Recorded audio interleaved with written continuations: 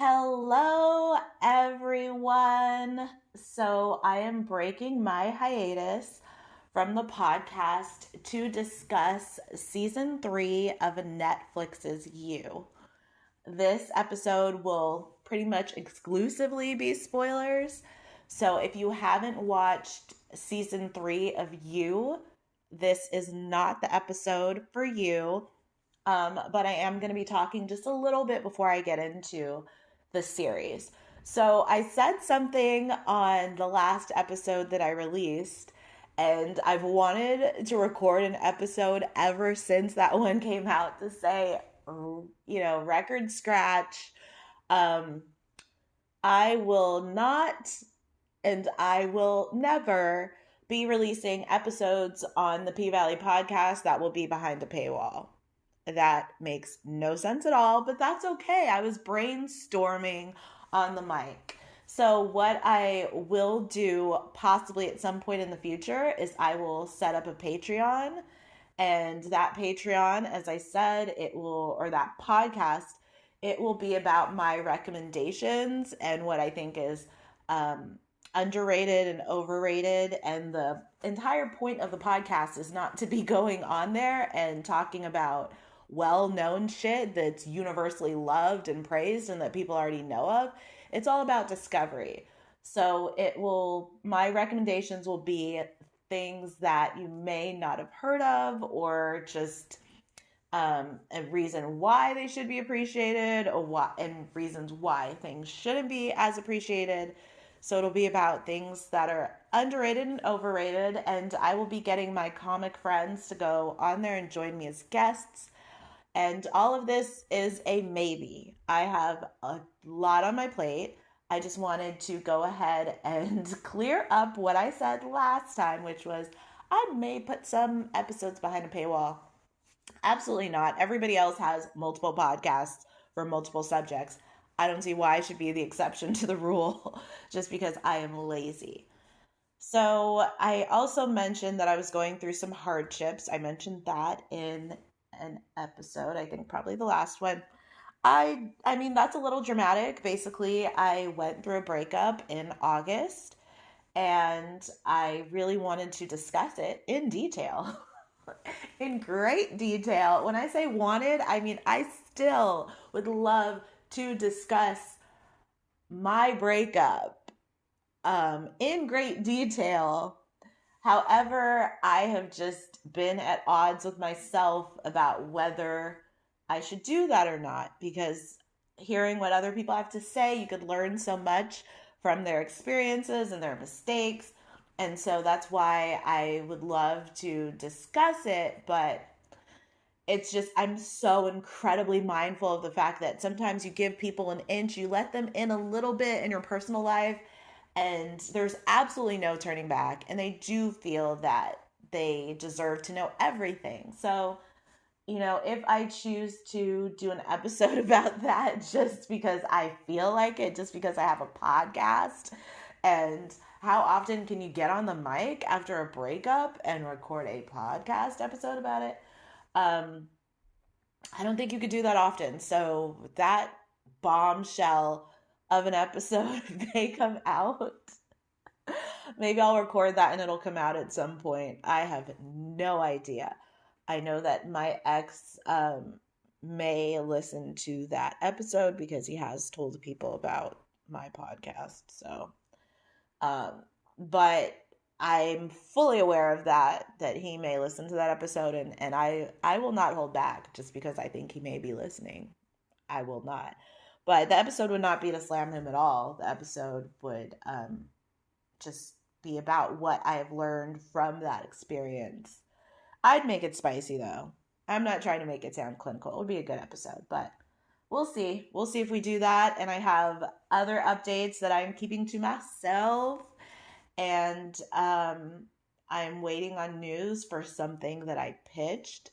And I should be finding out yay or nay soon. And I don't really know if I would even disclose that, but what the outcome of that is. But I'm definitely putting more time into pitching more things and working on more of the things that I love to do so much that you got to make time for the things that you love, and it's a very, very difficult thing to do sometimes. So shout out to me for not getting pregnant and not having any kids, so that I could actually do the shit that I could put all of my attention into and time into. All right. Okay. It is time to get into season 3 of You. Let's do this. So, up top, I also want to say that I have not watched the vast majority of TV shows. But that being said, I do believe that You is one of the most unique shows on television. And to prepare for this episode, I listened to a few podcasts that recapped season 3 of You. And I believe that they actually did a pretty dope job. And so I will be linking to those episodes of the podcast that I listened to in the description of this one. The first one I will link to is a guy and a girl. They are very turned up. They may not be your style, but I found their recap to be pretty funny at certain moments. They're intense. And then the other episode that I will link, it's a very legit and I think possibly somewhat popular podcast.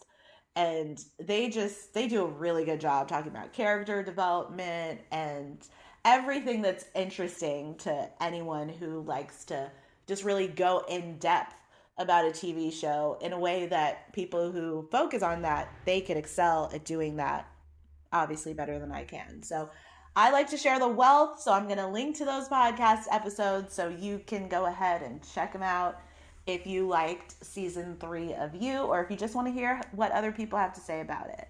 So I believe that You is an important series, and I just want to remind you that this is not a recap, and this is really a practice run for me to see how I could discuss a show without telling you what happened in every single scene and sequence like I was doing in my earlier recaps that are kind of embarrassing, but that's okay. So this is not a recap. I'm just going to be giving y'all some of the tea. I'm going to be talking about some of the standout moments, like the Swingers episode. So episode 8 of You made this entire season worth it for me. It was the best. Loved every second of it. And it really makes me love the show. You just don't know what the hell is going to happen. You know some crazy shit is going to go down because the people who are behind this show obviously are very creative and clearly they have a lot of issues. So again, I'm going to be mentioning some stuff that I don't think that some other people talking about the series were really giving enough attention to. So You is unapologetically progressive. We got the dragging of the anti-vaxxers that made me so happy and so proud to support this show. Thank y'all. We got the anti-vaxxers. We got letting people know that there is this phenomenon that is the missing white woman syndrome in mass media. Gabby Petito is the perfect example of that. They mentioned that in the show. They also mentioned that Marienne mentions that the legal system favors someone. Scratch that. The show also talks about the legal system favoring someone like Love's mom because she's white and wealthy and that she can go to rehab to avoid jail time for arson. Meanwhile, Marienne loses custody of her daughter, and Marienne is the one who said that she is part of, quote, the system that was made by and for people like Ryan. Ryan being her white ex. So You is going to go there. Its writers does not care. If some viewers are offended, they're going to let you know where they stand on certain issues. They're going to let you know they're progressive. And if you don't like it, get the fuck out. Because on Twitter, the anti-vaxxers were losing their mind over You being anti-vax. And it was so fun to see we are living in a very, very special moment in time where it is very clear who is stupid and who is not, who is an asshole and who is selfish and who is not. Take advantage of it, y'all. Take advantage, because certain people, it's so obvious who the hell should be weeded out during these times. And I love you for just letting us know, if you're anti-vax, you are what they call, quote, anti-logic. So you also attempts to normalize bisexuality in men and non-monogamous marriages. So Cary, Sherry's husband, says, quote, a bisexual man is a great man, or something like that. That's not a direct quote. I couldn't really find that scene again when he said that. And Cary's sexuality isn't even a footnote. And it does not, his bisexuality does not threaten his marriage or mean that he loves his wife any less. Like, Cary is dedicated to his wife, Sherry. He is batshit crazy in love with her. And just because he's able to, play on both teams, it doesn't pose any threat to his relationship, to his marriage. Doesn't mean he doesn't love his wife or just wants men all the time on the side. It was presented, Cary's bisexuality was presented in such a healthy and normal way. It wasn't sensationalized in any way. And it's really thought-provoking, and it's so progressive, and it's really nice to see. We are making huge strides in what people think about the spectrum of sexuality, how fluid you are, and non-monogamy, and I appreciate that very much so in season 3 of You. I also love that Cary and Sherry are a biracial couple, and race was not mentioned at any point. And it's rare for Black women to have a white husband on TV. And I was sitting there watching the episodes, like, are they on some Bridgerton shit where biracial couples are just couples? And that's exactly what it was. It was never mentioned, which I also thought was super dope. And possibly because Sherry is like one of the whitest Black girls ever. And I'm Black, and I'm saying that. I mean, Sherry, the woman who plays Sherry, I am now mildly obsessed with her because she crushed that role. She nailed it so well. I was like, man, her fucking Valley Girl accent, her mannerisms, how like fake she is. That's who we meet every day, especially me living in SoCal. Like, it is flooded with people like, Sherry, and she just owned that role. So Sherry and Cary, I stand them as a couple. They are the non-monogamous couple of the year. And I'm hoping, I would love for them to get a spinoff, honestly. Like, that's how much I love Sherry and Cary. Like, give these two a spinoff about how they are swinging, how Cary is dicking people down, how Sherry is being very vocal in bed, and just, they are not boring. They would keep me tuning in. They are so great. So I also love that Sherry and Cary, they have been together since college. That's when they started dating. So I assume that they weren't always swingers and they only want to sleep with couples that are solid. And, they have their NDA and they have the rules in place for who they will sleep with. And so I thought that it was refreshing to see that they weren't presenting this couple as just being wild and sleeping with everybody and anything goes. No, they want to make sure that the couples that they hook up with, that their relationship is very, very firm and tight. And so they know what they're going into, that it should be just all fun and games, all casual.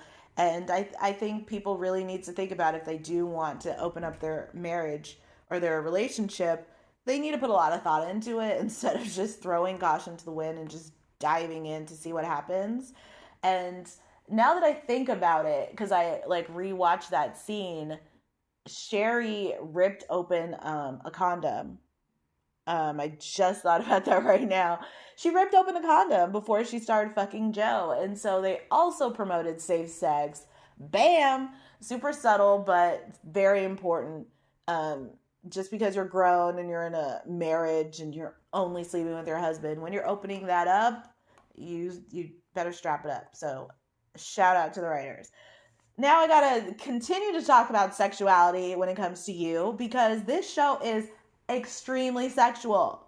And I think it is very clear that the people who write for you, they have a raging oral sex fetish. And this fetish is entirely one-sided. Joe is presented as a master of eating a bitch out. And he will go down on you in the middle of a furniture store or when you're chilling in the kitchen. He don't give a fuck. Used writers seem to care about a woman's pleasure and a woman getting pleased more than they care about a man getting his dick sucked. The only time any woman has ever given a blowjob on the show is when Theo was getting head just to piss off Love. And just like, that's literally the only time. Meanwhile, Joe, he can't wait. He's always trying to go down on a bitch at all times. And I just think that's really interesting to see that a woman is not just there as like a vessel for her guy to nut. I think this show does a really good job of showing that women want sex and they deserve sex and they need to be prioritized and you need to go down. You need to. You can't skip that part. So, side note, speaking of Theo, Victoria Pedretti, who plays Love, is dating the guy who plays Theo in real life. I stan. So I found this out by listening to one of the podcasts that I'm going to be linking to. The guy who plays Theo, he is actually 1 year older than Love is. That is Hollywood, okay? That is Hollywood when you are younger than someone, but you got to be playing a bitch who's much older. But I just love that they're dating. I love it. Whenever actors meet on projects, which I'm assuming is what happened with these two, and then they start fucking in real life, it's incredible just to watch. Just to see their chemistry on screen, just in general. I'm happy. I think they make a cute couple. Theo looks great outside of the show. He's hot, he's tall, he's hot, he's sexy. You get it. So also when it comes to sexuality in this show, why was the counselor so obsessed with whether or not Love and Joe are fucking? They're coming to her with their problems in their marriage and she's just like, but are you fucking? I was like, this show is so crazy. And then she's like, you guys are going to have some really good sex. I'm just letting you guys know. That lady was really, really horny. And so another podcast said it, one of the podcasts that I linked to, and I wholeheartedly agree. And what they said is that Joe and Love, they always have great sex. Even when Joe is lusting for someone else, Joe and Love still fuck very well together. Their attraction and their chemistry with each other, it remains strong and unwavering if you think about it. And as a viewer of the show, it weirds me out that their sex is so great, but it's not enough for Joe. It's like he is just uncurable. I do not like his ass at all. Like, I have not liked Joe since season 1. Still don't like him. That has not changed at all. I'll get into that more later. So the season 3 teaser made it seem like Joe's new obsession is his married neighbor Natalie, but then she's killed in the first episode. So season 3, I wanted to know more about Natalie. I wanted to feel bad that she was a victim of Love's. But at the same time, it obviously was important for her to go in the first episode because it set up the entire season. I think that Natalie's way too sexy and too tall for Joe. Joe makes my skin crawl. I would never. Every girl wants to fuck Joe on this show. And he has no sex appeal. Okay, I take that back. Joe, his voice kills me. I am like a huge voice fetishist. I like a deep voice. I like a sexy voice. It is mandatory. Those are the only type of people I date, period. Full stop. But with Joe, he needs to eat. I feel like he definitely gained weight and he looks like he has a little more muscles. It looks like he has a little pec action going on. But he's short, he's scrawny, he's uptight, he's controlling, he's boring, he's this holier than thou snob, and he's clingy. Where are his friends? I can't with him. I just think he's so gross and annoying and clingy. I can never date him. It's like, okay, physically He's handsome. He's a good looking guy. He doesn't do it for me, but he's not the hottest. But then you're hoping that like his personality will tip the scale, and it doesn't. Like he's not even funny. Not even that does he have going for him. He's just so fucking serious. And the only reason I would think somebody like Natalie would possibly want to fuck Joe is just because he's new dick, new meat in the neighborhood. That's it. Because other than that, she is way too sexy for him. And I just wish that they would give Joe bitches that are not as sexy as some of the bitches that he's had. Super random side note, I do not give a shit about Joe's flashbacks. I consider him a sociopath. That's all I need to know. I guess, those flashbacks, they're useful for context, but not for me. Other than the fact that we learned that he has a brother. I didn't need all these flashbacks. I thought it was a little excessive, and I just didn't care. I think he's psycho. So Joe, he's always jacking off. Like he can't, when he's fantasizing about someone, like he can never have a crush on a bitch without having to stroke it. He just can't. And so is this what men really be doing in parking lots at night? So he's, jacking off, masturbating, and then Natalie, she approaches him, she gives him condoms, she gives him diapers. What? These writers are so weird. And what a weird way to hit on someone. Condoms and diapers. And how did Natalie even find Joe in the freaking parking lot jacking off? Like, is she a stalker bitch too? Natalie said something that has me very shook. She said how breastfeeding is not birth control. That's all I've ever heard. So she's like, no, it's not. You can still get. I'm like, well, I don't know. I need to do my research. If somebody knows the answer to that and wants to help me out, please go ahead, DM me. I appreciate the death fake outs that this season had with Cary and Theo. And now I'm going to move on to Miss Marienne, Joe's Natalie replacement obsession. It's time for me to talk about Miss Marienne. Full stop. What is going on with Marianne's eyebrows? I think that they were doing too much. She's a pretty girl. The eyebrows really bothered me. They distracted me. They were just too thick, too straight. It was the makeup, the whoever does the makeup, like, step it up, bitch. Step it up. Do something with your cast members that you're working for. Like, the eyebrows, it was a lot. It was a lot for me. So I don't want to see Marianne in season 4 with those same eyebrows. If you're going to bring her back with those same eyebrows, please just keep her away from the show. Thank you. So I do not like how different from Joe's type that Marianne is. Candace, Beck, and Love, all pale white bitches with tits or ass. Marianne, she doesn't fit the mold. She's a unique beauty, absolutely unique beauty, but she doesn't seem to be what Joe is into, and I don't like that. I just didn't really buy why he was so into this bitch. It doesn't track for me.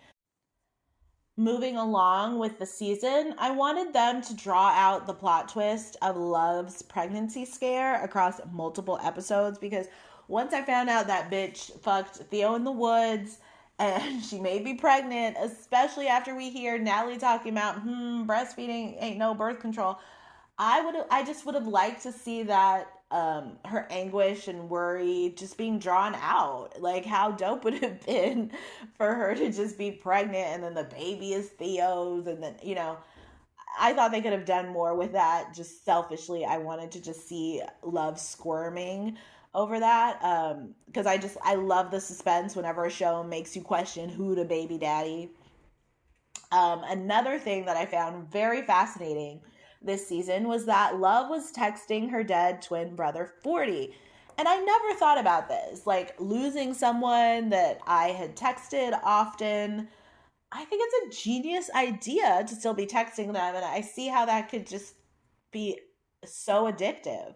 And so I enjoyed that, we were brought into Love's grief when we had her narrate an episode when she's talking about connecting with 40 when we hear her talking to 40. I thought it was pretty brilliant and it was very moving. Um, and so I don't even think that I could ever delete the contact of a dead person from my phone ever. And it was just interesting and powerful to see Love do that. And just, that has to be hard. You know, now that we could have all these texts with people, I could see why we'd want to be drawn to still be texting people who are no longer with us. And I appreciate the sensitivity that they gave to that, and the closure that Love got and that we got as viewers, because she was really Love was thrust into this new environment, new city, new baby, new marriage. And I like that they didn't keep 40 out of this season, because that's her twin brother, for the love of God. And that's done often on shows. They just, something that's life shifting, they act in the following season, they act like it never even happened. So I really appreciate that we did still get to see how much Love was affected by the loss of her brother. So one of my absolute favorite scenes of this season is when Love's batshit crazy mother takes Henry to get some Mexican food, the way that she was saying she has to get some gordatas. It took me out. That shit sent me. It had me laughing out loud. It was just, they wanted to remind us of how white people, at least in that scene, and non-Mexican or non-Spanish speakers, how they mispronounce like the most basic Spanish words. And it was gordatas. Like she was doing the most when she was requesting her food. And Henry, the little baby that played Henry, he looks up at her and he's so precious. And I really wanted to grab him. I literally wanted to have this little baby in my arms so I could just hug and squeeze this and kiss that cute little baby. My God, that baby was so cute in that scene when he's just looking up at her, his fat cheeks and itty bitty face. My ovaries were really just exploding. It was too much for me to handle. So now we are going to get into the Swingers episode, baby. It's called Swing and a Miss. It is episode 8. It is everything. Cary shows up to Joe and Love's house with 2 suitcases of supplies. Everybody stands up and they're sipping wine. And everybody gets up and they're shaking. And Cary yells out, "Total liberation!" Okay, Cary is the comedic relief that this show desperately needed outside of Miss Gordatas. Cary delivered. He delivered and he made me laugh. From the moment you meet him, he's talking about a bisexual man is this, that, and the other. And he's psycho, and it works. It's perfect. So the safe word, of course, is Hakuna Matata. I mean, thank y'all for giving us so much comedic relief in this goddamn episode. I mean, you have to have a funny ass safe word, a corny ass, cheesy ass, hilarious safe word if you're going to be having such a crazy ass episode. Just turn it all the way up. So Cary says that their night is a marathon, and he doesn't say this, but he does have a shit ton of dildos and toys. He don't play no games. Cary is there to fuck. He is there to fuck. And he said it's a marathon, and I trust it and I believe it. Like, I would love to fuck Cary. Like, Sherry and Cary, please move to my neighborhood. Okay? So I could have fun with y'all, because I already know that Cary knows how to fuck. That there's no question. Absolutely no question. I love when Cary told Joe, look at my dick. Or you can look at it, look at my dick. Cary was so great. So funny. How often do you hear that? Somebody instructing somebody to look at their dick. So good. Oh, chef's kiss on the writing. So Cary is masturbating in the mirror, and we as viewers, we're given the nudity that we deserve. Now, I hope that they keep the male-only nudity theme going. This isn't the norm, obviously, in TV and movies. And it makes me wonder, like, who is working behind the scenes and doing such a great job? Thank you. I mean, I don't mind seeing Cary naked. He clearly works out. So all Sherry and Cary wanted to do was fuck. But like everybody else who just fucks Joe, like it means you have to die. It means you gotta go. And so they went there just to fuck and to like allow their friends and neighbors to spice up their marriage. Next thing they know, they are in this torture basement dungeon, soundproof box type of thing. And I wish we would have seen how they got there, because Cary could easily knock Joe out. So I just would have loved to enjoy to see how the fuck did Cary and Sherry, who are both bigger than Love and Joe, how the fuck did they get down the stairs into this goddamn basement? And if I'm gonna be talking about Sherry and Cary in the basement in this torture box, Joe's favorite toy, whatever I should call that shit, I could not stand Love this entire series. I wanted the bitch to go. Now, I stan Victoria Pedretti. I've only seen her in You. I heard somebody say that all of the other work that she's done on Netflix is entirely different than You. I've only seen her in You, and when I saw her in season 2, I was like, this girl is it. Like, she is a brilliant actress. I really want to see her career explode. I feel that she could really take on just about any role. I think she's an immense talent. And it's funny because I saw a tweet by someone who said that she couldn't act. Somebody legit said that Love is a really bad actress and she can't act and shit. Hilarious.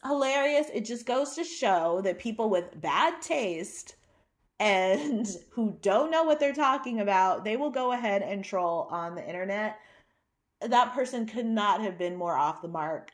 Every single person is always talking about how brilliant of a fucking actress Victoria is, because she is great. So who, like, and you think that's not acting? Then what's acting? You know, it's just like, I've talked about acting before on this podcast when I was talking about the guy from Bridgerton, you know, saying how he's not that great of an actor because he's not. And, you know, Victoria, she's great, phenomenal. So back to the show, you know, Love was so unlikable. I really wanted her gone. And a lot of fans on Twitter, they were devastated that Love was killed. I love Victoria's acting. The only reason why I would want Love to survive is so I could continue to enjoy how transformative her performances are, you know? But other than that, she needed to go. I couldn't stand her. I wanted her to be killed the entire series. When she goes and gives Sherry and Cary a gun and tells them to kill, you know, one of them's got to kill the other, I just needed her. Like, my clock was ticking. It was ticking. It was like, please let Love be murdered. These people, like, you know, Love said that to her fucking friend. Like, the woman who befriended her in this Madre Linda town. She's like, bitch.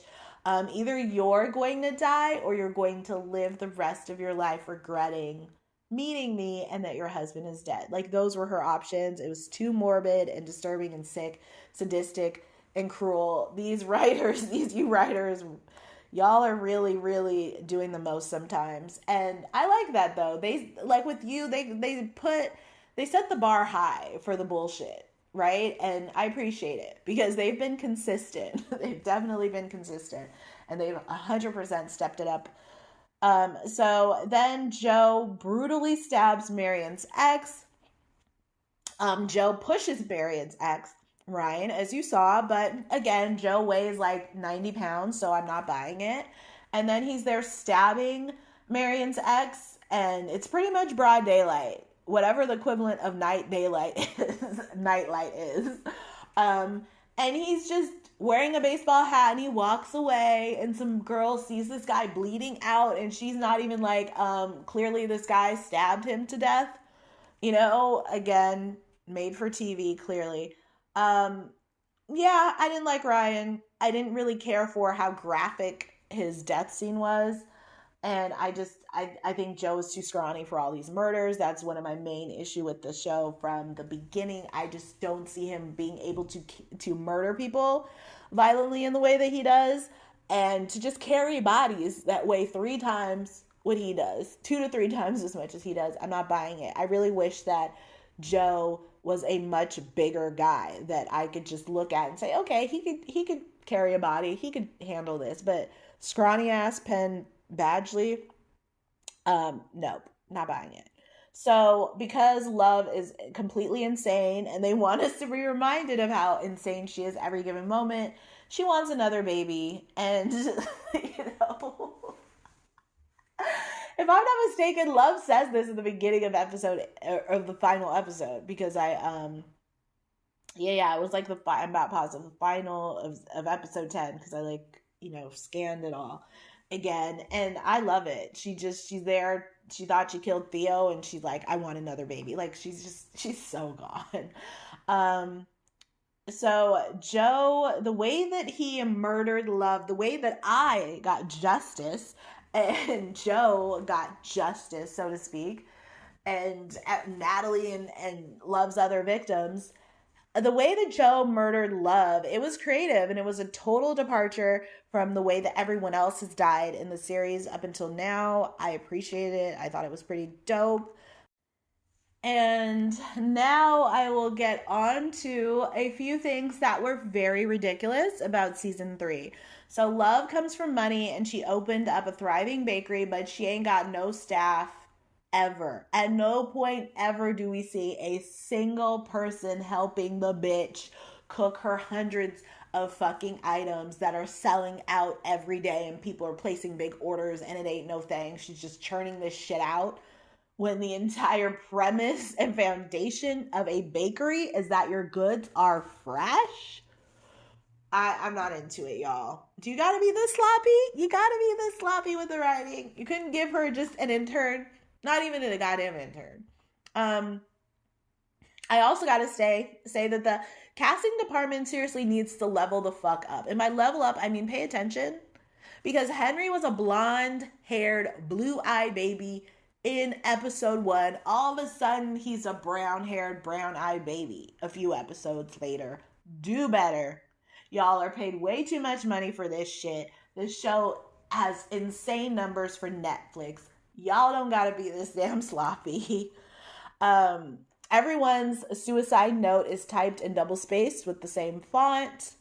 This is a problem, okay? Especially because Joe is always like right at the scene when everybody else is murdered off, and they all are typing out these suicide notes. It feels homophobic to leave Love and Joe's demon baby with the gay couple, half of which is a blind man. What the fuck? Like, Joe, you really gave your demon baby to these sweet gay people? No, that baby is like, look at the genes that baby is working with. I do not think that baby should be given to a sweet gay couple. Hard no. I'm sorry. I would be putting that baby up for adoption, okay? If I was that gay couple and I heard about what happened in the paper after Love was killed, I'm not raising that baby. So which leaves us to the big scene where, Joe sets the house on fire. Why did Joe cut off his toes and then set the house on fire? Doesn't that make cutting the toes off pointless? Okay, I have questions. So I agree. In conclusion, y'all, I agree with what everyone is unanimously saying across the board. You announced that season 4 will be coming out. They announced this before, or Netflix did, announced that before season 3 even premiered. And everybody is saying that the show could have ended with season 3. I agree. But I can see how the show, and everybody is saying it absolutely must end at season 4 or 5. I co-sign this 100%. So I think a lot would need to be crammed into season 4 for it to end at season 4.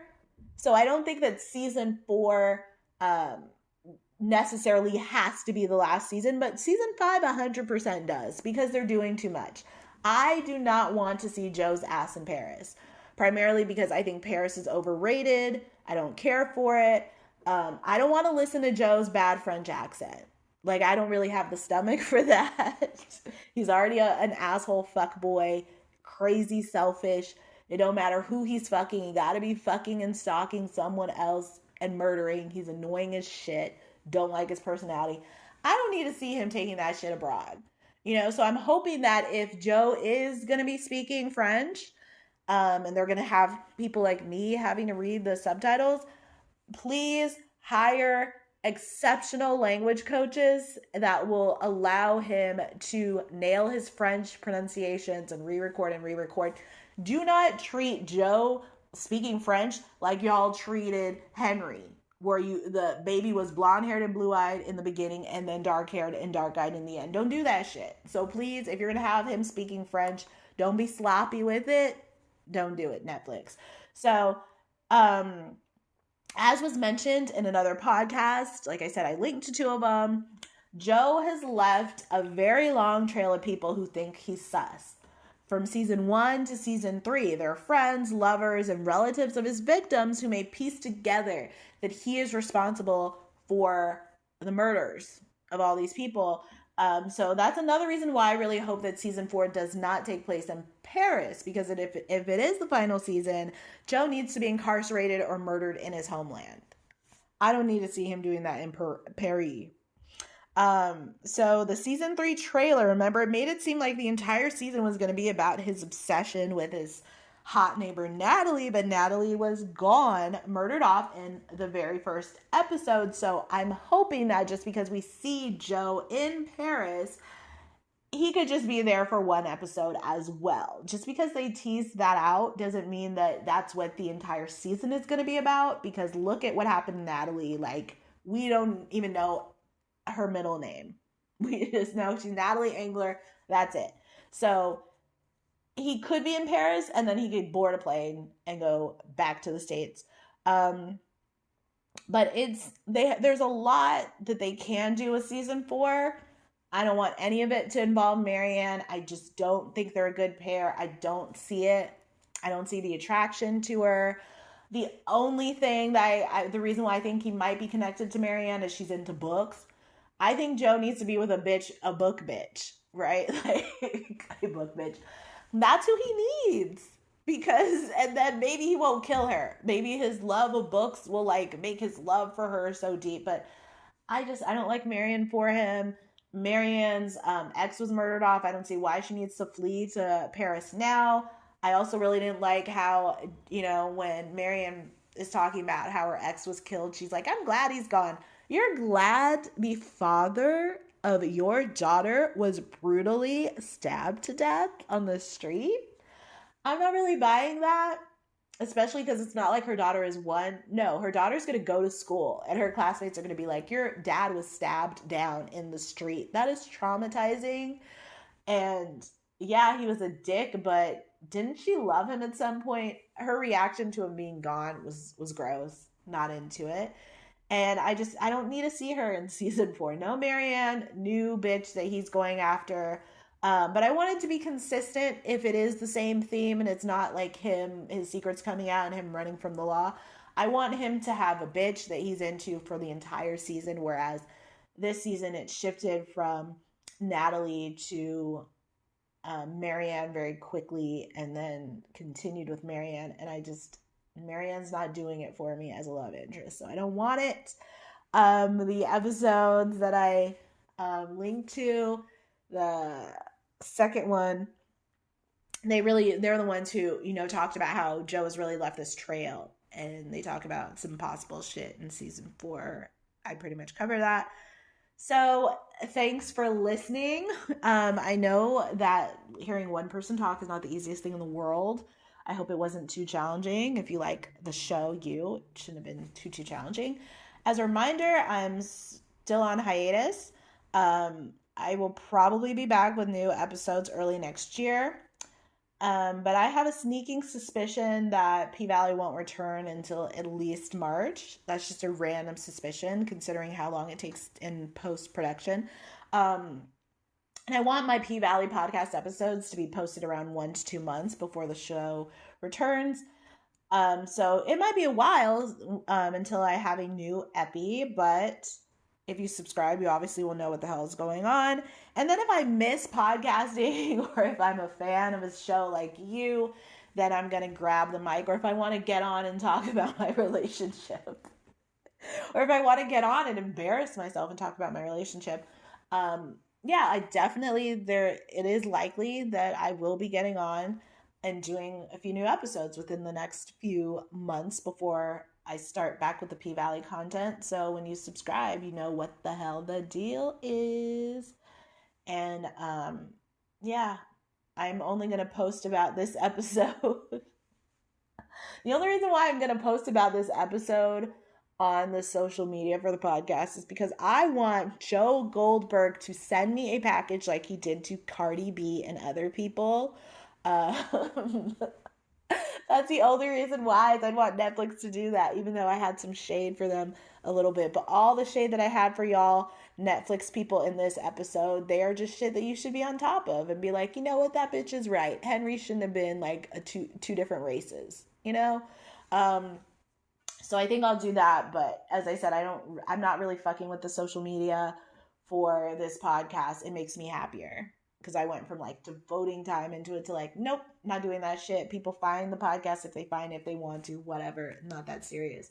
That has brought me joy. Just taking away the hopes and the expectations that I had for it, and that's all part of why these episodes have been infrequent. It needs to bring me joy. It needs to make me happy. If it ain't gonna make me money, it needs to make me happy. So that's about it. And it was pretty dope. My last episode, you know, I had a very outside, like if I do an interview with somebody, people listen to the episode in its entirety, and the other episodes, you know, maybe they won't listen to 100% of the episode.